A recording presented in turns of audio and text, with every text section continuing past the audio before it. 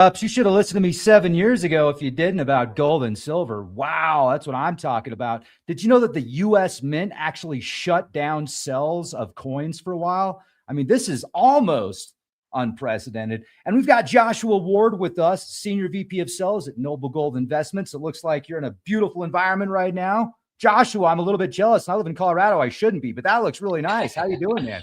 I'm doing great, thank you. Yeah, no complaints over here. We're in beautiful California. It's a beautiful day out in the desert, so no complaints over here. This is winter in California. Man, that's it. It almost feels like spring in Colorado. I mean, the weather's been pretty incredible. I'm going to go for a bike ride after this. It's in the high 40s and blue skies, but it looks like it's in the 70s out there, man. Yeah, it's 70s, 80s today. I mean, the winters out here are nice here. No complaints.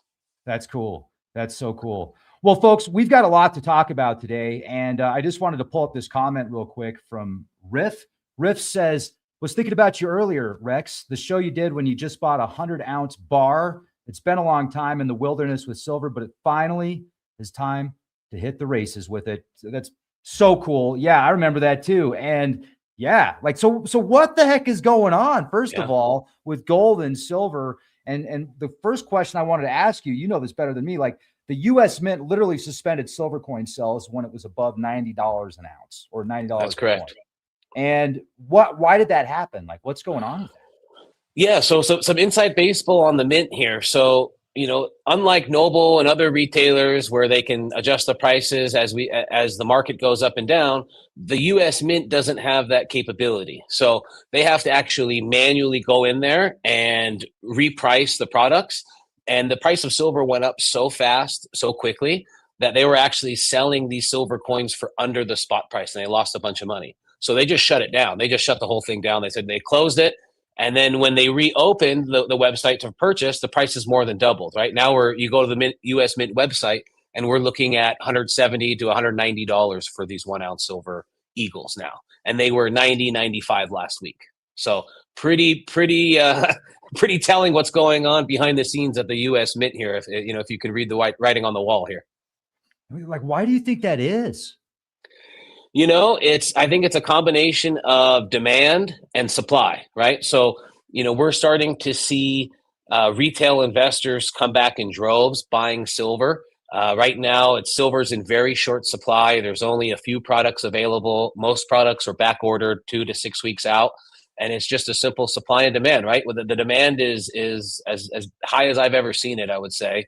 And the supply is just not there, right? We have other countries and other parts of the world that have been loading up on silver for years. And, with this 200% increase that we've seen in silver in the last 12 to 14 months, it's not shocking to me. It's not surprising me at all why we're, in the situation where we're in now. I mean, just a year ago, I think the last time I was on your show, silver was around 30, $40.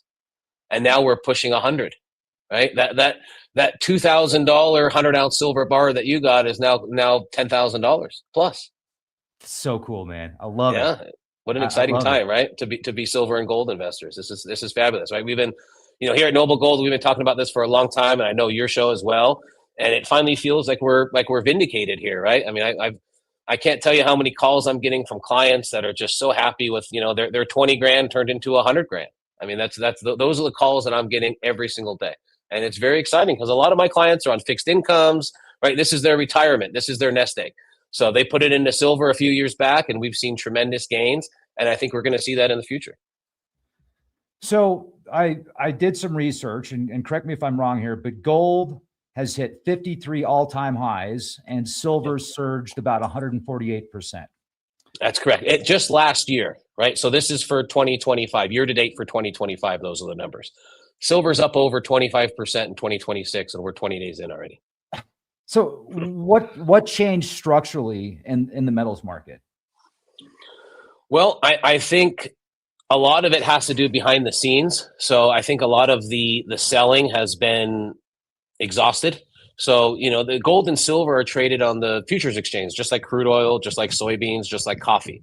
So tens of billions of dollars, hundreds of billions of dollars are bought and sold in the paper markets on the COMEX for gold and silver. So not actual physical bars, but paper contracts. like a 1 ounce gold or a 1 ounce silver paper contract are bought and sold. And that's what drives price discovery, right? So when more people are buying it in the paper markets, it bids the price up. When more people are selling it, it brings the price down. So we are seeing an insatiable appetite. I mean, you look at all the ETFs for silver, they're net positive for like 7-8 months in a row. And a year ago, people were taking money out of these accounts like crazy. I mean, they were dwindled down to almost nothing. So what a difference a year makes, right, Rex? I mean, it's pretty remarkable seeing this. And now we have the shortages and the premiums are starting to go up. The U.S. Mint's running out of Silver Eagles, or they ran out of Silver Eagles to sell, and they doubled the price on them on their website.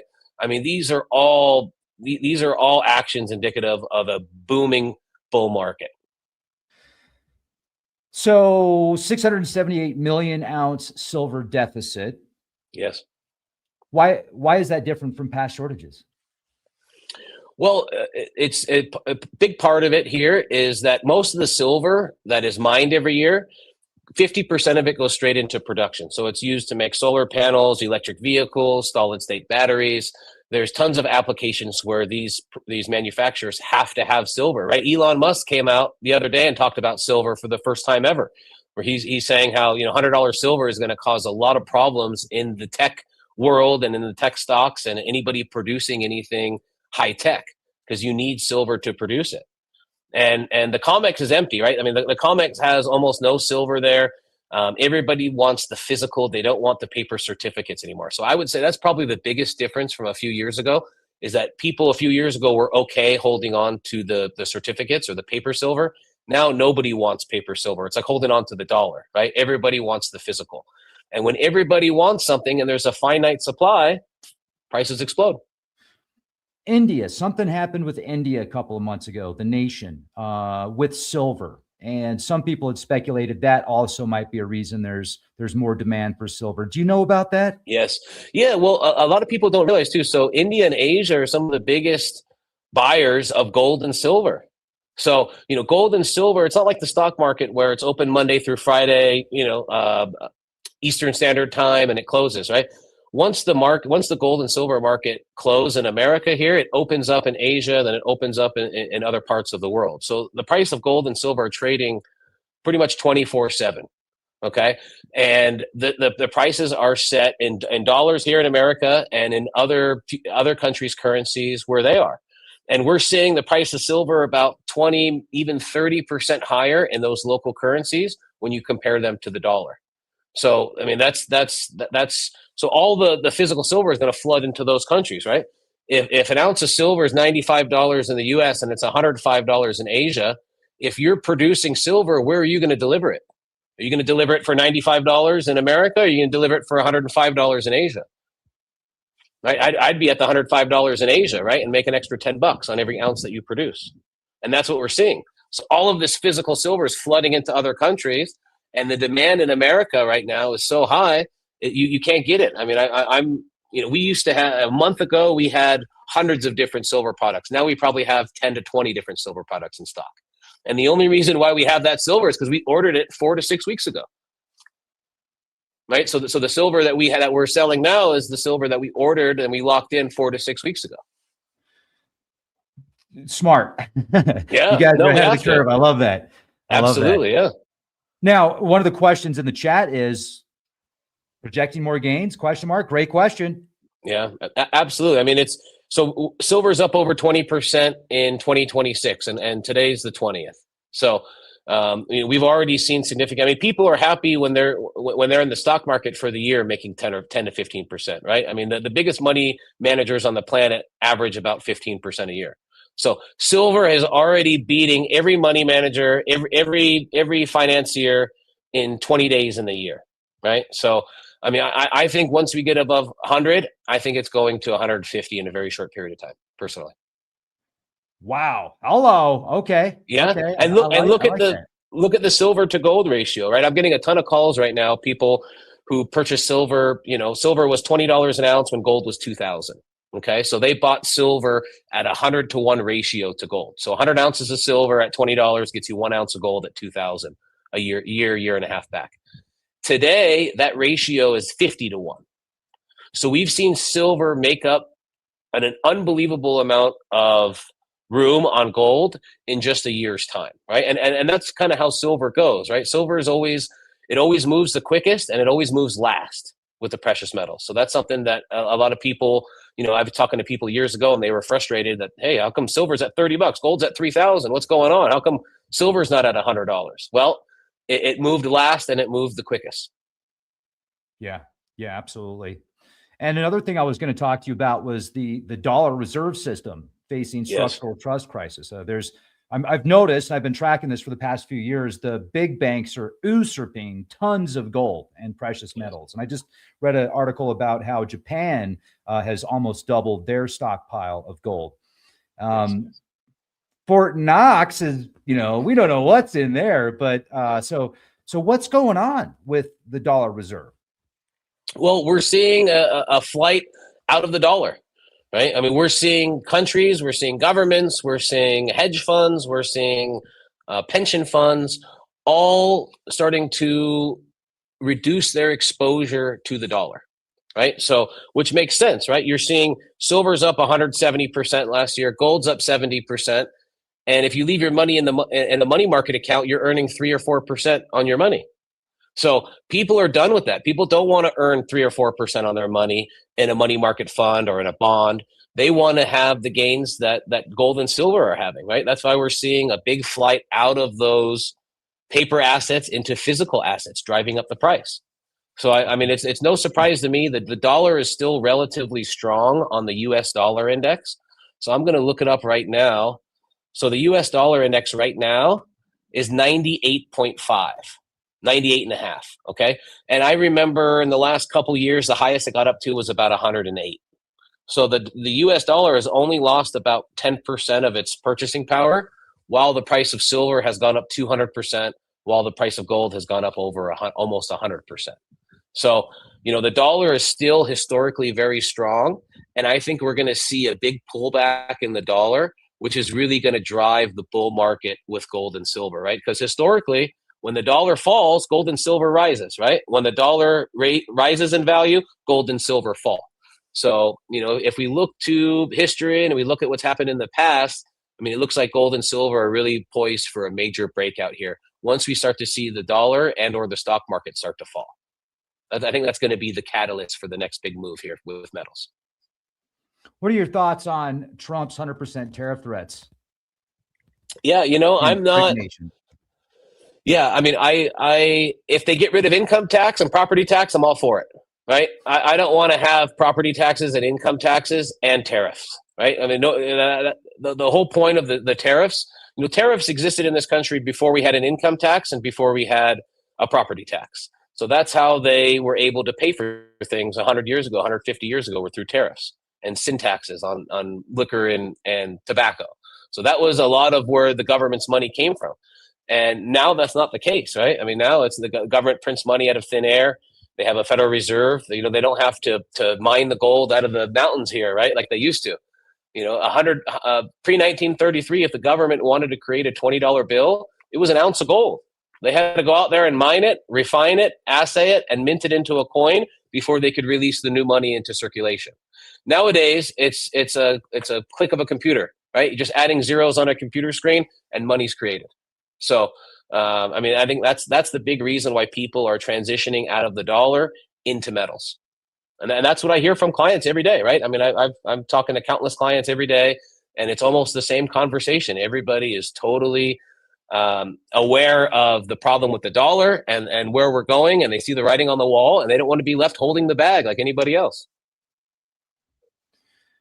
Yeah, isn't it wild to think about how hard the miners used to work in crazy conditions in the mountains when it was 30 below and 50 feet of snow on the ground? Literally, they figured out a way to hike up these mountains. And now we can't even get into some of these mines in the summertime in Alaska. I've just been watching this reality TV show. It's pretty wild how things have changed substantially. But when we look at all of this turmoil, Joshua, and we look at the markets and the possibility of Greenland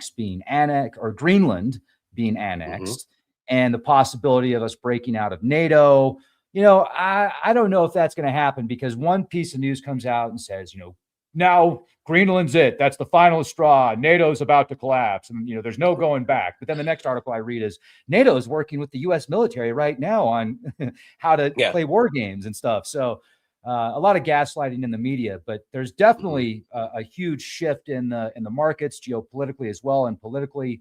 And with that in mind, and these BRICS nations usurping gold and silver and precious metals.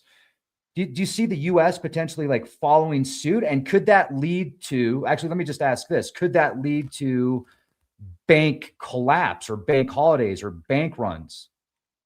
Absolutely. I mean, absolutely it can. I mean, the banks all of the financial sector right now are having a real rough start to 2026. They are seeing all sorts of different problems through the cracks here. And I think especially a lot of banks like JP Morgan is one of the biggest ones that have been shorting silver for years. I mean, they're losing with the increase in silver, they've lost tens of, maybe even hundreds of billions of dollars by shorting silver, right? One of the biggest shorts of silver, keeping the price down, are the banks. It's JP Morgan. I mean, they're on record for it. And they're on record manipulating the price of gold and silver, and the government taking them to court. Right, the U.S. government taking them to court and having them pay out tens of hundreds of millions of dollars in fee or in penalties, I should say. So, I mean, we're already seeing that. So, I think it almost feels like in the last year, Max, someone's taken their thumb off the scale, and we're starting to see the real price discovery of silver based off real supply and demand, not the banks, shorting the market in the paper markets. And I think that's what's really, we're seeing a decoupling from the paper price to the physical price, the actual physical tangible commodity, right? Nobody wants paper anymore. Everybody's done with paper. They want the physical, and they're willing to pay a premium for that. One of the questions in the chat, and Josh, I think this is a great question. This is from Retro. He asks, won't gold and silver certificates be worthless when they can't find and balance the physical actual silver to the investors that preferred a piece of paper? Yeah, I mean, I don't think it's going to be worthless. I think they're going to get paid out in dollars, but those dollars that you get paid out in are going to be worthless, right? So it's think about what you could have bought with $100 5 years ago, right? Think about what you could have bought with $100 10 years ago, 20 years ago. It's losing its value so quickly. I mean, I remember $20 pre-Obama. I could go out, and when I was a kid, I could go to get a movie ticket, popcorn, and have money left over with $20, right? And I say this all the time, Rex. Now, I mean, I can't go on a date for less than $200 or $300 is the truth of it, right? I mean, it's crazy how expensive everything has gotten. And I think that's what's going to happen, right? People are going to get paid out in dollars, but those dollars are going to buy significantly less than when they put the money in. Where are you going out on dates, man? It's I'm in Los Angeles. I mean, it's $20, $25 for a cocktail. It's $50 for an entree, and if you get a dessert and tip, I mean, it's at least $100. Yeah, that's wild. I haven't been on a date in a while, so luckily I've been married for a while. But Kristen's like, "Come on, let's go." Yeah, honey, and the girls like it when and the girls like it when you pay too, right? So it's that's cool, man. Yeah, you're funny. I'm just pulling your leg. That's really not a lot of money to spend anymore going out to dinner, even in Southern Colorado. No, go to the supermarket. You get a couple ribeyes and it's $75. Easy. Yeah. I mean, it's crazy. I mean, it's the same price whether you cook it at home or whether you go out to a nice meal. It's literally the same price. Listen to this. A cup of small frozen yogurt is $15 at Pinkberry. Holy I'm not surprised. cow. Yeah. Yeah, because they're measuring it in dollars. This is what everybody needs to understand. If you measure the price of Pinkberry in dollars, it's always going to go up. If you measure the price of Pinkberry in real money, like gold or silver, in a weight of gold or silver, the price goes down. Okay, it's actually cheaper. So one of my favorite things to remind people is that all of our silver quarters, 1964 and earlier, are made out of 90% silver. Okay, so in the early 60s and early 70s, a gallon of gasoline was a silver quarter. It was 25 to 35 cents for 20, 30 years. It was a silver quarter, got you a gallon of gasoline. You want to know how much a silver quarter is worth today? $5? No. So you're looking at, I'll do the math for us real quick here, almost $20 for a silver quarter today. So you can get 4 gallons of gasoline, 5 gallons of gasoline in some places for a silver quarter that you could have only got 1 gallon of gasoline 30 years ago for, right? So the oil, the pump, gasoline at the pump has never been cheaper if you kept your money in silver. If you kept your money in a dollar, it's never been more expensive, right? And that's what people have to start measuring with real money, right? If you measure your wealth with dollars, you might think you're getting rich, but the reality is with inflation and the purchasing power, you're probably barely keeping your head above water, right? You have to measure things in real money, gold and silver. Yeah, I like that. Absolutely. And I want to talk to you about mortgage rates. So Yeah. I get a notification by email, breaking news, mortgage rates at 6.06%. I'm like, wow, that's so amazing. I mean, so Yeah. what's going on with what do you think there's going to be a change in mortgage rates and stuff like that, and something that could be substantial for the housing market? Or do you think it's just going to become more difficult for new home buyers to buy a house? No, and that's a great question, Rex. So, I mean, I don't think it's come down enough to really make any much of an effect, is the truth of it. So, people realize, I mean, I bought my place in Texas for a little over I think it's 3.15% is my mortgage in Texas. And I bought in 2021. So, if I was buying my same place today, my mortgage would be double the price. Even if the price didn't go up on the house, if the price was exactly the same what I paid for in 2021, my mortgage would be double today because of the interest rates. So I don't think many people are going to be leaving. I mean, they say 70% of the mortgages out there are 3% are 3% or under. So who the hell is going to give up a 3% mortgage to sign up for a 6% mortgage?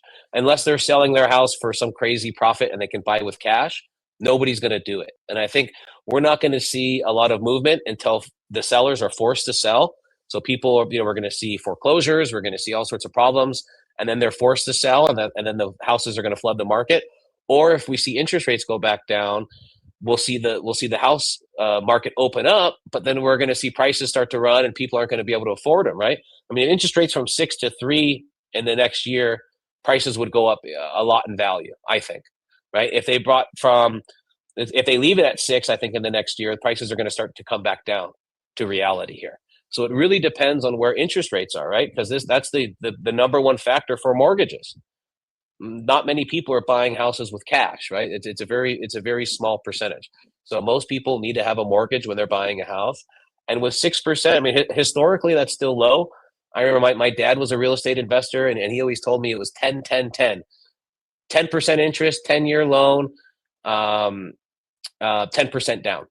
So that's when he was buying houses, that's what it is. And today, the interest rates are 6, but they're 30-year mortgages for most of them. So people are paying an ungodly amount of money of their mortgage is going just straight to the interest, right? And with interest rates at 6%, it's double what it was a couple years ago. So I don't think the market's going to see any big shifts one way or the other until interest rates come down, or until we see a big problem in the market where people can't, we see a recession in the economy, people can't make their mortgage payments, so they start going to foreclosure and opening up on the market. So I think those are going to be the catalysts. I don't see much happening until interest rates come way down, or if we see a major recession in this country, then we can see a bunch of houses flood the market. But to me, that's how I see it playing out. Just a few years ago, yeah, like in Southern Colorado, that's when after during the pandemic and stuff, it was very difficult to find anything out here, and if it was available, it was way overpriced and undesirable. And now the market's basically flooded, but the houses are still so much higher in price than they were before the pandemic. And the mortgage prices, like you said, it's amazing. Just a few percent can double your mortgage. Yeah, no, I mean, if you were buying a house in 2021 and your mortgage was say $3,000, that same house, the same value today, it would be over $6,000. Wow. For the same house, I mean, it would be double just in interest that you're paying to the banks. So, and that causes I mean, who's gonna trade out of a 3% loan for a 6% loan?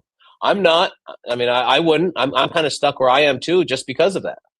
And a lot of people are in the same boat. They don't have the ability to buy houses with cash, right? They're kind of at the mercy of the interest rates. And as interest rates stay above 5%, it's going to be tough. Yeah, a lot of industry experts, alleged industry experts, see a market crash even bigger than 2008 as far as with real estate. Now, there's obviously, never any guarantees on that, but I wouldn't be surprised if there was a big shakeup in the real estate market, even more so than now over the next couple of years. But, I did want to talk about this as well, because I find this very interesting, especially after reading about Japan almost doubling their reserves or something like Yes. that. Japan's $315 trillion or trillion yen dementia. Is it yen in Japan? Yeah, yeah. Mm-hmm. Okay. 315 trillion yen dementia money crisis, a huge warning for U.S. investors. There's a lot going on in Japan right now, and conflict with China and Japan. That's correct. What a coincidence. Yeah, I know, right? And around the world, right? I mean, it's things are really heating up here, and everyone can feel it. And a lot of people, a lot of the stock guys, they kind of depended on the yen carry trade. So it might be worth mentioning this. So you were, up until about 6 months ago, you were able to borrow money in yen at around 2%, and then you could make 4 or 5% in the market in the US, and you could pocket that arbitrage, right? Pocket that 2 or 3%.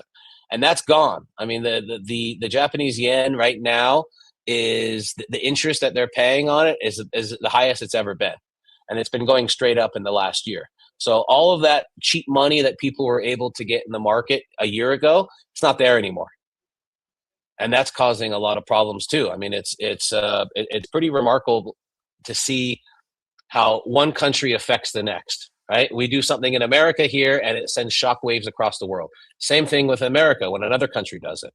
And that's what we're starting to see, especially with silver, right? The Chinese silver demand is insane. I'm watching videos of people lined out on the streets, wrapped around the corners of gold and silver shops in China, trying to get their hands on silver.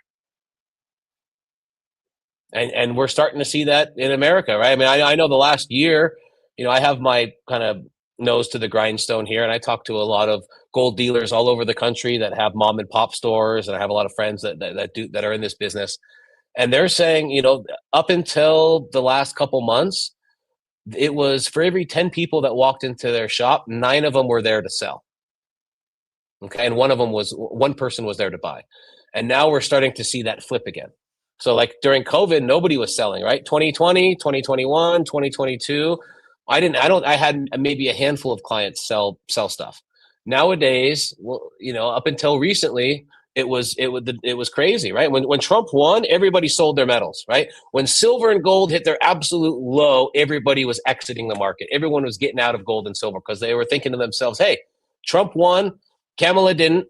I'm going to bet on America. I'm going to bet on the stock market. There's no reason for me to hold gold and silver. And that was the literal bottom for silver, right? Silver was 28 bucks, 27 bucks. Gold was under 2,000. And that was in January of last year. And now we have gold pushing 5,000 and we have silver pushing $100.